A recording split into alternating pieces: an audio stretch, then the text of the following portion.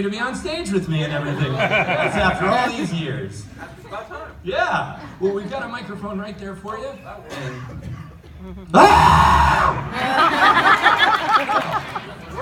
Man, so this is your first time at Spooky Empire? It is, yeah. How are you enjoying it? I'm having a great time. It's been a wonderful weekend.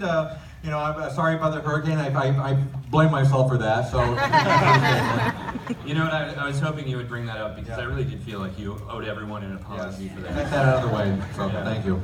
So, if you'd like to sit down, Sure, let's do that. Oh, much better. I'm gonna lounge. Nice. Hopefully, they're comfy. Ooh, Yeah, I like it. We spared no expense. Thank this you. time.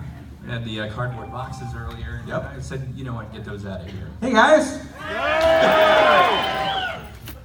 Well, now that the introductions are out of the way. Okay.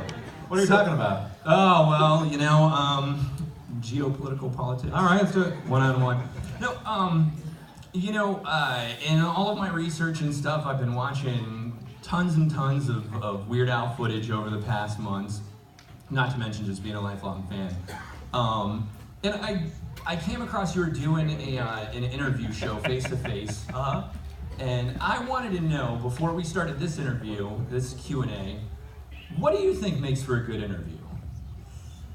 I don't know. I mean, I'm not a good interviewer. I'm not a serious interviewer. I mean, all the face-to-face stuff and all the fake interviews that I did for Al TV on MTV and VH1. I mean, Legendary. Oh, thanks. But those are goofs. And you know, I don't know. I don't. You know, it's been offered to me in the past the idea of me like hosting an actual talk show, and I just don't think that's my strong point. You know. I can't pretend to be really interested in what some of these people are saying.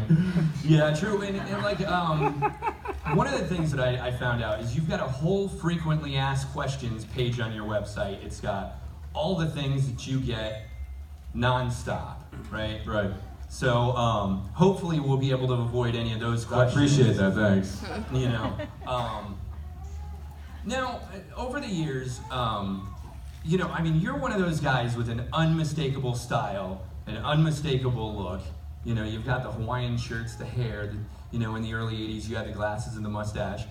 Now, when you shaved the mustache, this was my big question. When you shaved the mustache, like, that was a huge thing with your image back then. Was there trepidation? Were you hesitant to do it, or were you just like, one day you were just like... Well, yeah, I had the LASIK surgery, so I didn't need to wear glasses. This was in January 1998. And I figured that if I didn't need to wear glasses, I didn't want to like have to wear glasses just because it's part of the Halloween costume, you know. Yeah.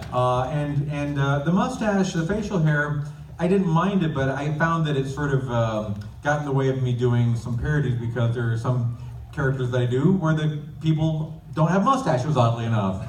And that was part of the joke for a while. It's like I was Madonna, but with mustache and glasses, you know.